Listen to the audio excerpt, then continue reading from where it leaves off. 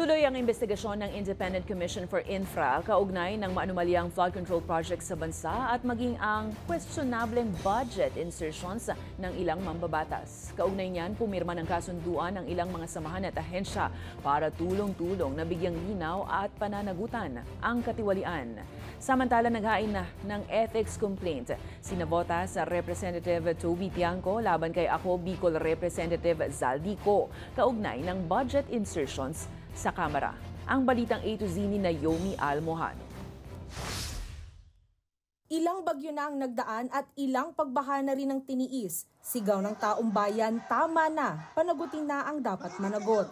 Kaya naman ito rin ang panawagan ng Mayors for Good Governance na pumirma ng kasunduan sa Independent Commission for Infrastructure ngayong Martes. Bilang co-conveners ng M4GG, tiniyak ni Quezon City Mayor Joy Belmonte at Pasig City Mayor Vico Soto na tutulong sila sa investigasyon kaugnay yan ng katiwalian sa flood control project sa bansa. Sila po ay lahat ay inatasan na po namin na magsagawa ng iba't ibang mga investigasyon sa kanilang mga areas of jurisdiction or areas of responsibility. Hanapin lahat ng mga proyekto, hindi lamang flood control pero lahat ng infrastructure projects.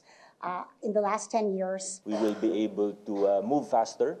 We will be able to collect more evidence. Makakatulong yung mga kapwa nating mayor sa fact-finding, sa case build-up, at kung may iba pa silang mga impormasyon na makakatulong sa ating butihing komisyon. Layo ng kasunduan na tulungan ng komisyon na makakalap ng dokumento, testimonya at pruweba para mapanagot ang mga sangkot. Nakatakda namang maglunsad ng whistleblower hotline ng samahan na eksklusibo sa mga insider gaya ng mga kasalukuyan at dating Public Works and Highways employees at licensed contractors na may nais ibunyag na katiwalian. Pumirma rin ng kasunduang tumulong sa investigasyon ang ilan pang ahensya gaya ng Philippine National Police, Integrated Bar of the Philippines at Philippines Institute for Civil Engineers. Inimbitahan din ng komisyon sina Navotas Representative Toby Tiangco at dating Senador Grace Poe. Ito'y para naman alamin ang proseso ng budget deliberations at paano nga ba nagiging posible ang budget insertions ng ilang mga mambabatas.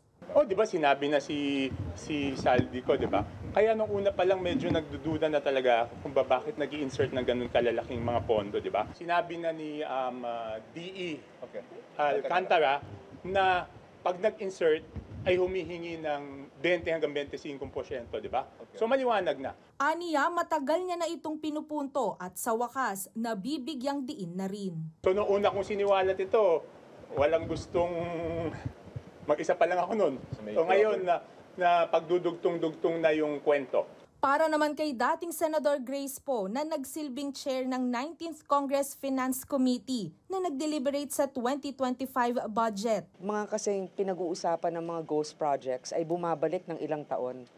Sa 2025, awa ng Diyos, wala naman po kasi ini-implement pa. At in fact, now Secretary Dizon has actually stopped the implementation of most of these projects hanggat hindi pa nasusuri mabuti kung tama ba ang pagkalatag ng proyektong ito. I told them that I wasn't the chairman of the budget during those times in question with regards to the ghost control projects. Umaasa ang dating senador na sa pamamagitan ng komisyon, magkakaroon ng malinis at maayos na pagbabago sa budget process, lalo na sa mga mambabatas na nagmumungkahi ng amendment sa ilang item sa pondo.